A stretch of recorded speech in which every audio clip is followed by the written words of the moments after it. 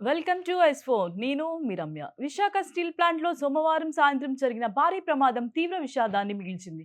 Steel మెల్డింగ్ షాప్లో ద్రవ ఉక్కును తరలిస్తున్న లాడీల్లో అకస్మాత్తుగా జరిగిన విస్ఫోటనం కారణంగా పలువురు కార్మికులు ప్రాణాలు కోల్పోయినట్టు సమాచారం. ఘటనలో పలువురు గాయపడగా పరిశ్రమ వర్గాల్లో ఆందోళన నెలకొంది. సమాచారం ప్రకారం బ్లాస్ట్ ఫర్సెస్ నుంచి కన్వర్ట్ కు దాదాపు 150 టన్నుల ద్రవ ఉక్కుని తరలిస్తున్న సమయంలో లాడిల్ పేలింది. అత్యధిక ఉష్ణోగ్రతతో ఉన్న ద్రవ ఉక్కు చుట్టుపక్కల వ్యాపించడంతో ప్రమాద తీవ్రత మరింత పెరిగింది.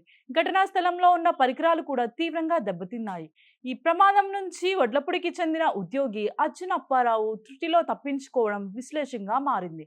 ప్రమాదం జరిగిన ప్రాంతానికి సమీపంలో విధులు నిర్వహిస్తున్న ఆయన ఘటనకు కేవలం నిమిషం ముందు వాష్రూమ్కి వెళ్లేందుకు కిందకు దిగినట్లు తెలిసింది. ఆయన కిందకు వచ్చిన కొద్ది క్షణాల్లో విస్ఫోటనం చోటు చేసుకుంది. పేలుడు ప్రభావంతో అప్పారావుకు స్వల్ప గాయాలైనప్పటికీ ప్రాణాపాయం తప్పింది. అయితే ప్రమాదం అనంతరం ఆయన మరణించారనే వార్తలు వ్యాపించడంతో కుటుంబ సభ్యులు తీవ్ర ఆందోళనకు గురయ్యారు.